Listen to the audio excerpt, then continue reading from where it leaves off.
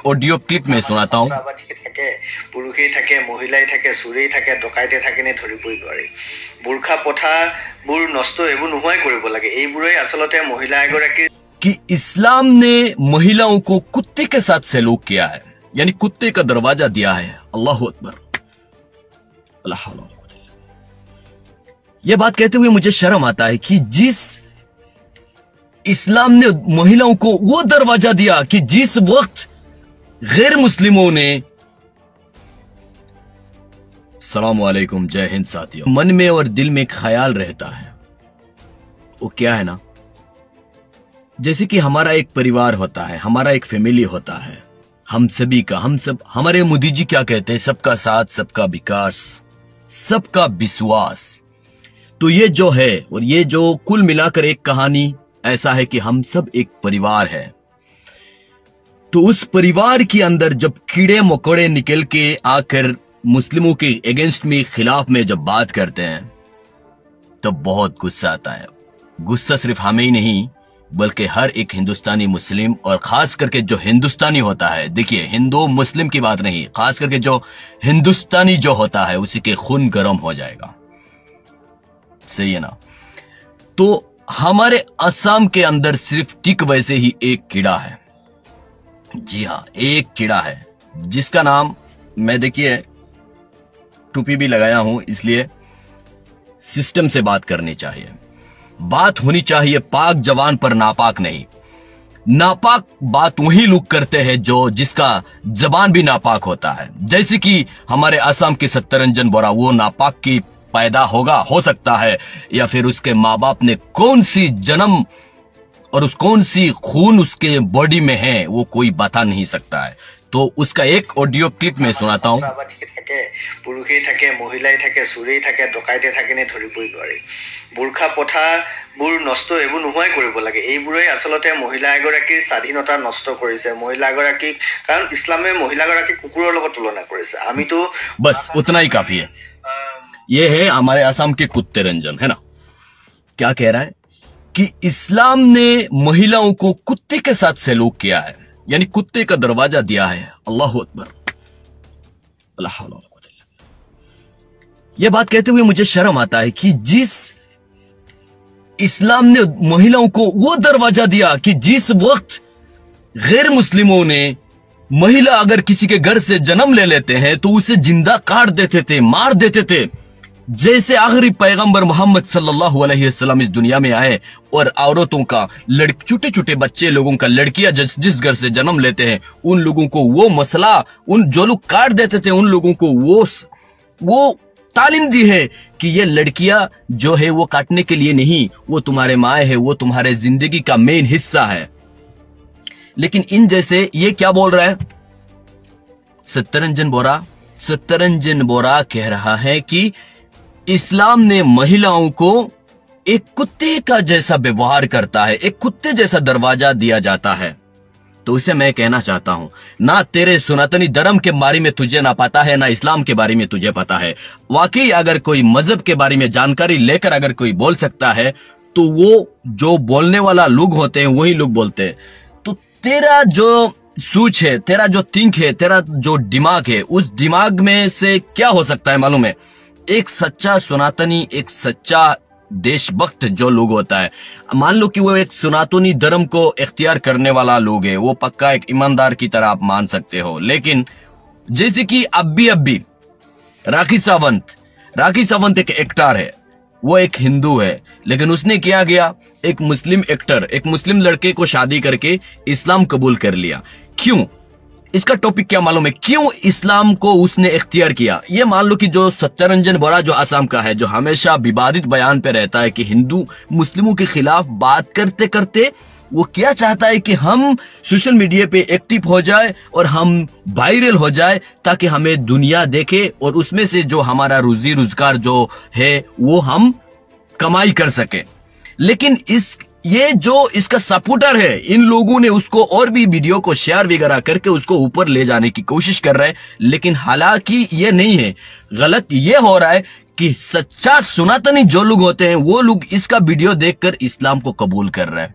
जैसे कि ये जो है राकेश सावंत क्या वो पागल? वो कुछ लोग कह रहे हैं कि वो पागल जैसा है। क्या वो पागल है? अरे वो एक्टर से इंडियन टॉप 10 में से एक है वो। उसने इस्लाम कबूल क्यों किया मालूम है? इस्लाम को कबूल करने से पहले कुछ वो लोग इतना जानकारी लेते हैं ना, इतना जानकारी लेते हैं कि ये कुत्ते रंजन जैसे इंसान जब इस्लाम के खिलाफ और अगेंस्ट में बात करते हैं तो वो लोग सोचते हैं कि आखिर इस्लाम में है क्या, चीज क्या है। तो वो लोग जानकारी लेते हैं और पढ़ते हैं और पढ़ते पढ़ते तब उस मुकाम तक पहुंच जाते हैं और सीधा इस्लाम को कबूल कर लेते हैं। ये किसकी वजह से है? किसकी बदौलत में है? ये मैं कहता हूं ये सत्तरंजन जैसे कुत्ते और चुतिये जैसे लोग जो लोग होते हैं उन लोगों की वजह से आज की वक्त में पूरी दुनिया में इस्लाम को सिर्फ लोग कबूल ही कबूल कर रहे हैं। ये जो कट्टरपंथी जो लोग होते हैं मुस्लिमों का दुश्मन बन के खड़े हुए हैं हर बात में। आज देखिए ना मेरे दोस्तों, देखिए मेरे दोस्तों, मेरे बात को गौर से जरा सुनिए। आप फिलिस्तीन से लेकर अफगानिस्तान से लेकर आप फिलिस्तीन, अफगानिस्तान या फिर सीरिया से लेकर आप हर एक कंट्री जहां जहां पर मुस्लिमों के ऊपर अत्याचार हुआ, मुस्लिमों के ऊपर बम गिराया, मुस्लिमों को जहां जहां पर मारा गया, मतलब बहुत ढेर सारे मुसलमानों को मारा गया है। क्या हर मुस्लिम कंट्री का ऊपर इतना जुल्म हो रहा है? बाहर मुल्कों ने कंट्री के ऊपर टारगेट करके बम गिरा रहा है, मुस्लिमों को जान से मार रहे हैं। क्या वर्ल्ड के अंदर आज की वक्त में क्या मुस्लिम कम हो रहा है या ज्यादा हो रहा है?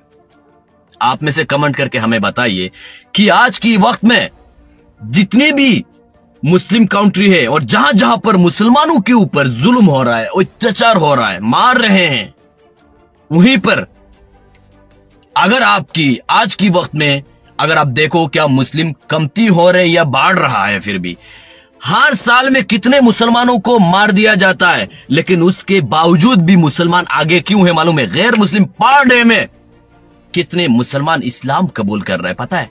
क्यों इस्लाम को लोग कबूल कर रहा है? इसलिए कि मुसलमानों को ये लोग सिर्फ एक अल्लाह को मानते हैं।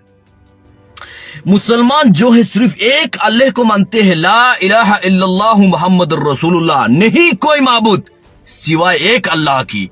जो अल्लाह ने आसमान जमीन बनाया है, हम बेहतरीन से बेहतरीन इंसान को बनाया है, यही हम मानते हैं। हम किसी और के सामने सजदा नहीं करते हैं, हम किसी इंसान के सामने सजदा नहीं करते हैं, हम सिर्फ सजदा करते हैं तो एक अल्लाह रब्बुल आलमीन को ही सजदा करते हैं, सिवाय किसी और के नहीं।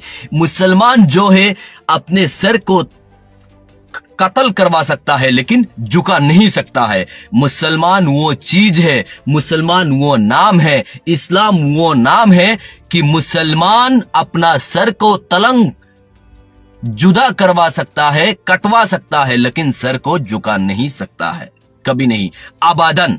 अबदन का मतलब कभी नहीं।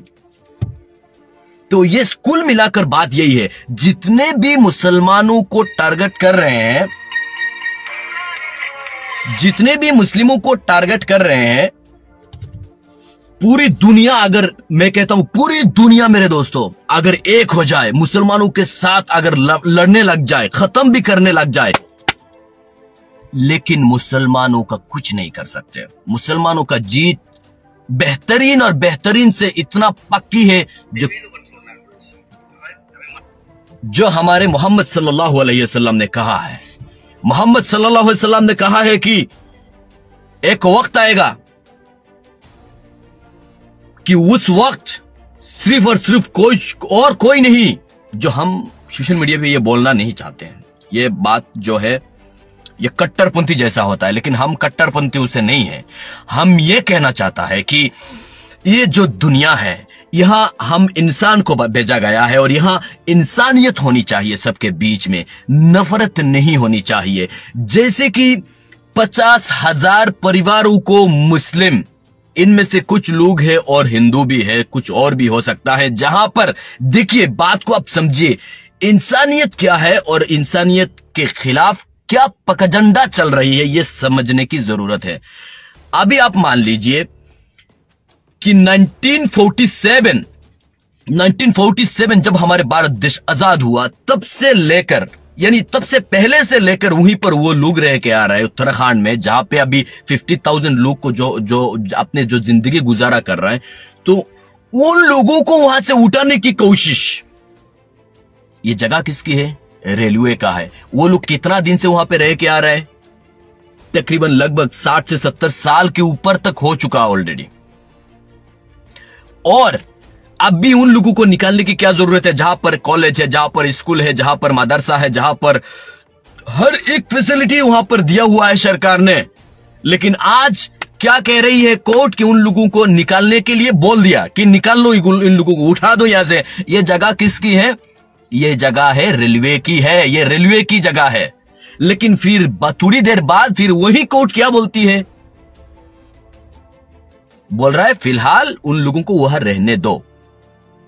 तो ये जो होता है ना, ये ऐसा लगने लगता है कि ये सिस्टम जो है, सिस्टम मतलब कुछ ना कुछ ऐसा, मतलब ये जो है कि ऐसा कुछ डाला जाता है कि बोलवान जोर जबरदस्ती का ऐसा लगने लगता है। लेकिन इंसानियत क्या होती है भाई? इतना ठंडी की मौसम है, जो आज के वक्त में लोग घर से बाहर निकलते ही पसीने से पसीने वो हो जाता है कि हिलने लग जाता है इंसान। तो मेरे दोस्तों, ये जो बात है ना, समझने की जरूरत है। और मैं सीधी सी और एक बात कहना चाहूंगा। देखिए, सबका एक बाप होता है, सीधी सी बात है, सबका एक बाप होता है मेरे दोस्त। वो बाप कौन है मालूम है?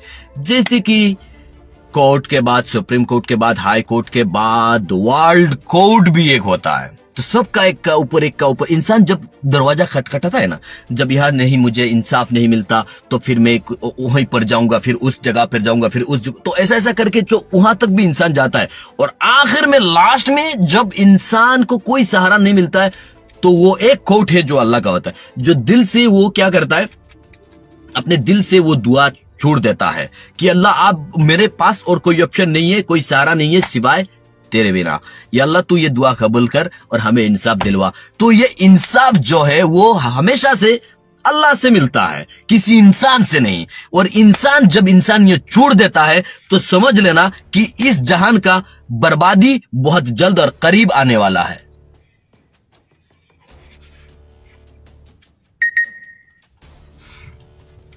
मेरे दोस्तों, ये मोहम्मद हुसैन मोहम्मद मारूफुद्दीन सेम दीमापुर ओबी है, दीमापुर में सेम कर रहा है। मालूम है भाई, मुझे मालूम है दीमापुर के बारे में, मुझे सब कुछ मालूम है। दीमापुर के बारे में मुझे सब मालूम है। ये दीमापुर है ना, अभी मैं टोपी खोल लेता हूं भाई, अभी कुछ बोलेंगे बिस्मिल्लाहिर्रहमानिर्रहीम। अभी मैं बोलेगा नहीं, नेक्स्ट लाइव में बोलूंगा, यही बोल दूं भाई। वीडियो को शेयर कर दो। दीमापुर के बारे में मैं बोलता है, सुनिए, मकरचंग नागालैंड के बारे में मैं बोलेगा। इससे बेटर मुझे लगता है कि कोई नहीं बोलने वाला है। मैं बताता हूं, सुनिए। ये टॉपिक यहीं पर खत्म करते हैं, ये वीडियो को, और नेक्स्ट वीडियो में बात करते हैं नागालैंड के बारे में। वीडियो को शेयर कीजिए। जय हिंद, सलाम अलैकुम।